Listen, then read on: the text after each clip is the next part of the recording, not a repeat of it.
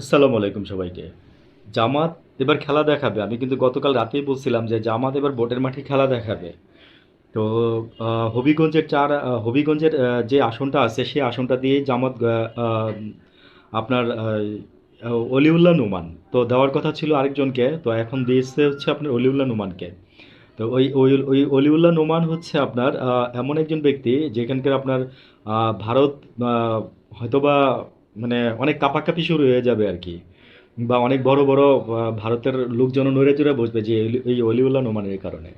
আচ্ছা, দ্বিতীয় নম্বর হচ্ছে ভারত জামাত যেটা করতেছে সেটা হচ্ছে যে এখানে জামাতে সম্ভবত আপনার নতুন নতুন ব্যক্তি নিয়োগ দিতেছে জামাতের ইয়াতে আর কি, নির্বাচনের মনোনয়নে। তো এর মধ্যে নাম আসছে আপনার আমাদেশের মাহমুদুর রহমান, হ্যাঁ, তারপর হচ্ছে আপনার পিনাকি ভট্টাচার্য, কনক সারোয়ার, আর হচ্ছে ইলিয়াস হোসেন সাংবাদিক। তো এরা যদি জামাতে যদি যোগদান করে তাহলে কিন্তু মানে প্রেক্ষাপটটাই পাল্টায় যাবে। এবং এই জেনারেশনের মানে এই জেনারেশন বলতে আমি বুঝাইতে চাচ্ছি গত ২ ৩ ৪টা জেনারেশন কিন্তু মানে বলতে পারে যে চোখে আঙ্গুল দিয়ে মানে এদেরকে এই কয়েকজন ব্যক্তি দেখাই দিচ্ছে যে এরা কোন কারণে ভারতের আমাদের কোন কারণে আমাদের শত্রু। বেশি না, আর ৫ বছর থাকলে ভারত, ওই যে ইলিয়াস হোসেন বলতো না যে আর ৫ বছর থাকলে ভারত এই যে এটাকে একটা কলোনি কিংবা অঙ্গরাজ্য বানাই নিত। ঠিক আছে, এটা তো অনেকে বলতে চান না, স্বীকারও করতে চান না। এগুলো তো টিভি মিডিয়ার প্রশ্নই আসে না। টিভি স্টেম মানে মেইন স্ট্রিম মিডিয়াগুলো এগুলো প্রচার করবে? নট এট অল, কোনোদিনও করবে না।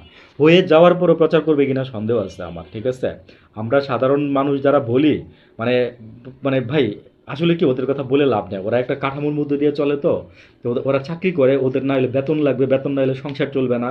কিন্তু ওই যে মনে করেন যে কেউ ওই যে নীতিবোধ, হ্যাঁ, বলে যে একটা বিষয় থাকে, ওইটাকে অনেকে আছে এই যে ৪ ৫টা ব্যক্তির কথা বলছি, এরা বলতে পারেন যে নিজেদের স্বার্থ জলাঞ্জলি দিয়ে আজকে মনে করেন যে এরা দেশের স্বার্থে মানুষের জন্য কাজ করতেছে।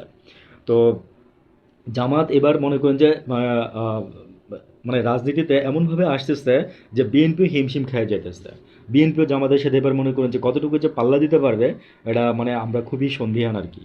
সাধারণ জনগণ হিসাবে আমরা আমাদের পারসেপশন দিচ্ছি, ভাই আপনারা আপনাদের কাজ করেন, সমস্যা নাই। আমরা আপনাদের কোনো প্রতিবন্ধকতাও সৃষ্টি করতেছি না। তো তুরস্কের সাথে জামাতের কিছুদিন আগে অনেক সখ্যতা হয়েছে।